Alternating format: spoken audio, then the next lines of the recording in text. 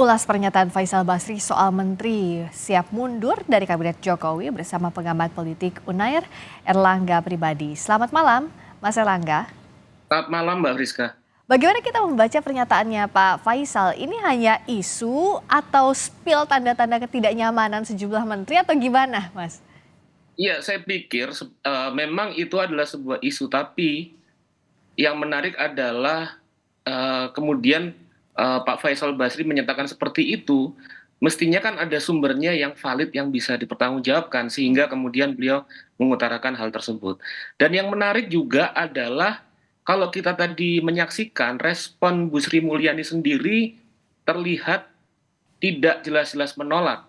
Hmm. Beliau hanya menjelaskan tentang bahwa masih bekerja dan senyum saja, tapi tidak memberikan penegasan bahwa isu itu tidak benar. Jadi Saya Mas pikir Erlangga nggak menganggap bahwa itu adalah jawaban tegas Bu Ani bahwa saya hanya kerja saja, tapi masih bersayap begitu? ya itu adalah kata-kata bersayap karena kalau kita lihat bahwa memang pada saat ini beliau masih kerja, tapi tidak seperti misalnya yang diutarakan Pak Erlangga ketika menjelaskan bahwa tidak ada. Bu Sri Mulyani tidak menyatakan bahwa tidak, tapi beliau mengutarakan masih bekerja. Nah, sebetulnya kemudian yang menarik bahwa apa yang diutarakan oleh Pak Faisal Basri itu juga masuk akal sebetulnya, make sense. Kenapa? Karena kalau kita, iya, make sense karena kalau kita lihat bahwa baik sebagai teknokrat ataupun yang kemudian mengelola urusan-urusan yang paling fundamental tentang ekonomi, maka integritas dan pemerintahan yang bersih, good governance itu menjadi sangat penting. Hmm. Karena selain bahwa itu kemudian mendorong tentang pemerintahan yang bersih, tapi itu juga menjadi bagian dari TAP MPR 99, arahan pemerintahan yang bersih. Nah, dalam konteks ini, saya pikir pertama bahwa Bu Sri Mulyani tentu sepertinya risau dengan kondisi misalnya problem-problem etik, terus kemudian adanya indikasi intervensi negara dalam pemilu ke depan. Nah, selain problem etik yang dia sebagai intelektual dan teknokrat sangat menjunjung tinggi, kedua kita lihat bahwa baik pemerintahan ataupun ekonomi sangat ditentukan oleh integritas pemerintahan. Oke. Nah, saya pikir bahwa isu yang ditampilkan oleh Pak Faisal Basri itu bukan tanpa dasar dan make sense sebagai sebuah problem, saya pikir. Nah, yang disebutkan Bu Sri Mulyani, Pak Ya. Basuki, menteri kunci di Kabinet Indonesia Maju, bisa kita katakan demikian. Nah, yang paling penting kan yang kita tunggu juga bagaimana Pak Jokowi harus bersikap sebagai presiden. Apa yang diharapkan kalau Mas Erlangga berharapnya ya? Kalau kita lihat kan Istana sudah membantah.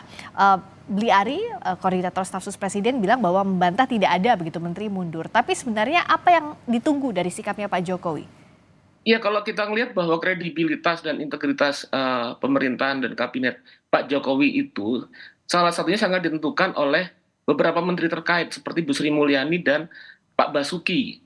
Nah, ini merupakan suatu hal yang sangat fundamental isu tersebut.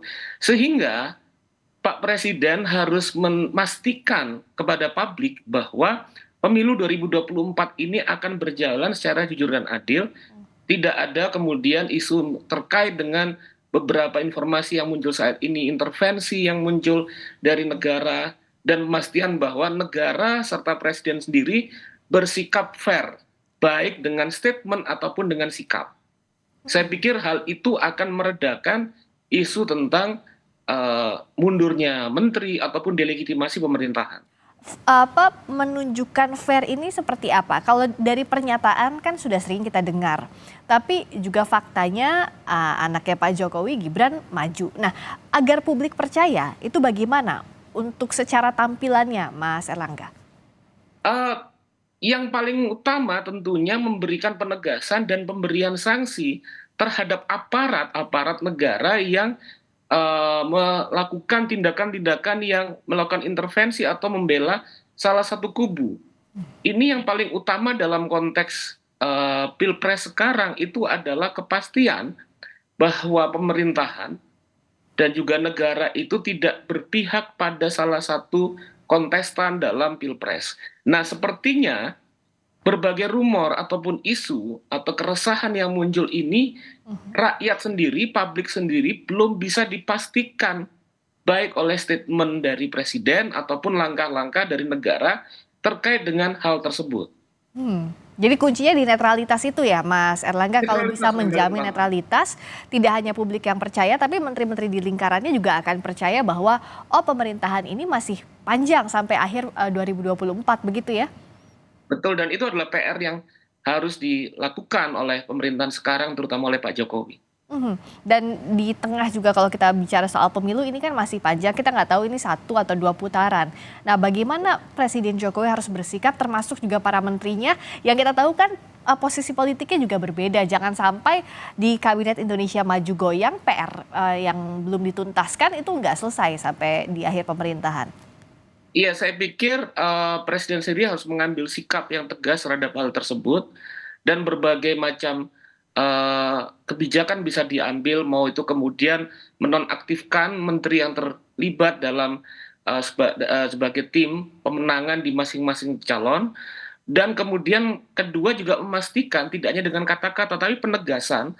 Tadi saya utarakan bahwa siapapun aparat negara yang melakukan intervensi ataupun berpihak pada salah satu calon, maka kemudian dia akan diberikan sanksi tegas.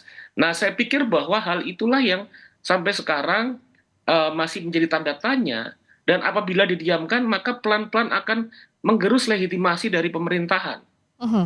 Dan ini bisa juga berpengaruh ke kepuasan publik terhadap pemerintahan Betul, Jokowi. betul. Oke, kita akan tunggu dan juga nantikan jaminan netralitas dari Presiden Jokowi sebagai kepala negara agar kabinet bisa berjalan, PR-PR di pemerintahan bisa berjalan sampai akhir periode. Terima kasih Mas Erlangga Pribadi, pengamat politik Terima kasih, Mbak. UNER, telah bergabung di Sapa Indonesia Malam.